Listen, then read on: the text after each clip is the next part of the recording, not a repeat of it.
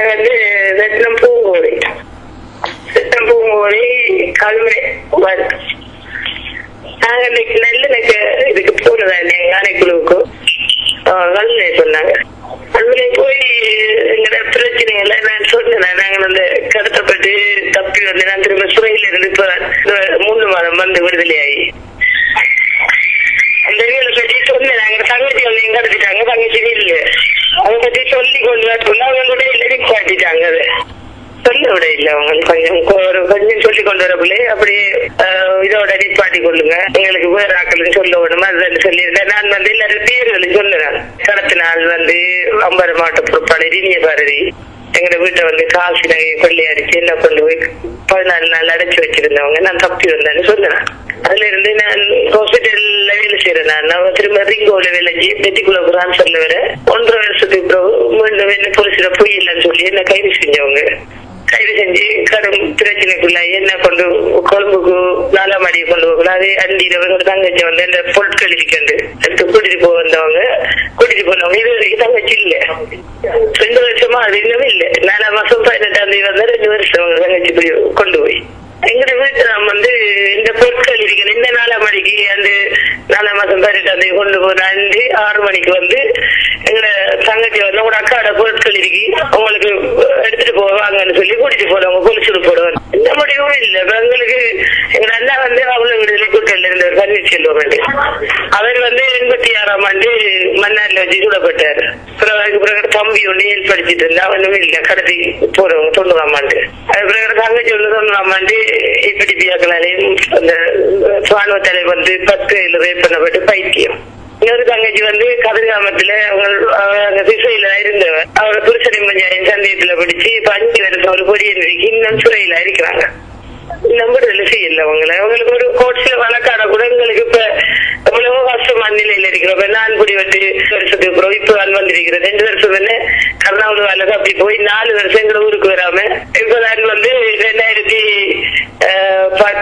12ஆம் மாசம் 23ஆம் தேதி தான் வலிஞ்ச 4 வருஷத்துக்கு வந்திருக்கேன். போய் இந்த நேரடியா பிரச்சனையில போய் சொல்ல போனா அதெல்லாம் சொல்லி கொண்டு வரக்குள்ளே இடையில பாட்டி கொள்றாங்க. அதுல விட இல்ல பாதி என்ன மாதிரி நிறைய பேருக்கு அது நடந்தது. அடுத்து எனக்கு உண்மையா எனக்கு இந்த 3 மாசத்துக்கு வேலையை கூட திருப்பி தர இல்லை. இன்னும் கோட்ஸால விடுதலையாகி நாங்க பாரதிக்கு 3 மாசம் சாலரியா அதை ஒன்றுமே தர இல்லை. நாங்கள் பப்ளிக் என்ன கடத்தினாங்கிற பேர்கள் இல்ல நான் சொல்றேன். ஆனா என்ன பிடிச்சாங்களுக்கு கடத்தினாங்கள அவங்க கைது செய்யவில்லை, நடவடிக்கை எடுத்தது இல்லை. உலக காலத்துக்கு இதெல்லாம் வந்து ஒரு உலக அளவு சொல்லக்கூடாது இருந்தேன். கடத்தப்பட்டது பத்திரிகையில எல்லாம் வந்தது. 1ஆம் மாசம் 19ஆம் தேதியில வந்தது, சிங்கக்குறையில வந்தது, விஜயசூர்ல வந்தது. அப்ப செய்தியில பிடிப்பி செய்தியில எல்லாமே என்ன பற்றி அப்படி கடத்தி கொல்லப்பட்டாரு 10 நாளையால வந்தது.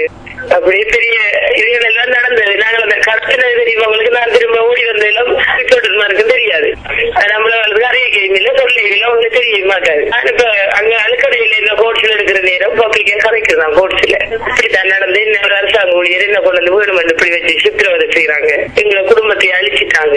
எங்களை அப்படி இந்த நாடு கடத்துங்க, எங்களை சுடுங்க, இந்த நாட்டை விட்டு போக்காட்டுங்க. எங்களுக்கு ஒரு சுதந்திரமும் இல்லாம இருக்கு இந்த நாட்டுல. இலங்கையில தமிழனா பிறந்த பிள்ளையாண்டு அழுக்கிற ஹோட்டல் எல்லாம் பல தடவை கேட்டு எழுப்பி அவங்க அதுக்கப்புறம் ஒரு கடிதம் சொல்லி எஸ்பி மூலம் எனக்கு அபிலாட்சி என்று சொல்லி சட்டமா மதிவிற்கு அனுப்ப அது மூலம் அறிஞ்சு கொண்டு அதே நேரத்துல மகன் வந்து இந்திய பாரதிக்கு வழக்கு வச்சு வந்தாரு. வழக்கு வச்சு அவருக்கு 10 வருஷம் நன்னடத்த பிள்ளையில விட்டுருக்கிறாங்க இனிய பாரதி அம்பார மாவட்ட பொறுப்பாளர். அதுக்கு பயந்து அதை இன்னும் இவங்க போட்டு பிரச்சனை வருமானதான் தெரியுது. என்ன எனக்கு உங்களுக்கும் பிரச்சனை இல்லை விடுதலை செஞ்சவங்க.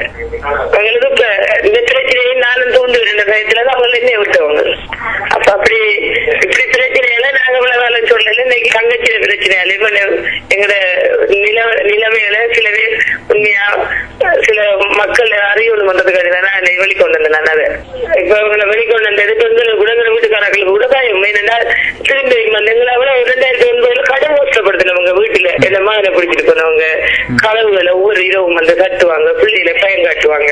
அப்படி நிறைய பிரச்சனை படுத்துறாங்க. தங்கச்சியை கடத்தினவங்க ஒவ்வொரு இரவும் எங்களை பிள்ளைகள் வீட்டை விட்டு ஓடி இங்க இல்லாம தூங்குங்க பயத்துல. அப்படி நிறைய பிரச்சனையை பட்டு இப்பதான் கொஞ்சம் நிம்மதி அடிக்கிறாங்கன்னு சொல்லக்குள்ள நானும் இப்ப வந்து இதை சொன்ன உடனே அவங்க இப்ப உங்களோட உயிருக்கு உத்தரவாத மாதிரி பயப்படுறாங்க. ஆனா எனக்கு கூட நான் கடைசியாக சொல்லிட்டு நான் வந்திருக்கிறேன். எனக்கு கூட பப்ளிக்கா பேர்கள் சொல்றதால நீங்க கூட உங்களோட அப்படி நடக்காதுன்னு சொன்னாங்க. ஆனா அப்படி நடக்காட்டியும் ஒரு கூட்டணி எம்பியை கூட இந்த காலத்துல சுற்றிருக்கிறாங்க. அவங்களுக்கு கூட பாதுகாப்பு இல்லாது எனக்கு பாதுகாப்பு தரப்புறாங்க. உண்மையிலேயே எங்களுக்கு நாங்க இறைவனை நம்பி தனிதை நம்பி சொல்றேன். நான் இந்த நடந்த சொல்றது கூட பயமாக்குறேன்.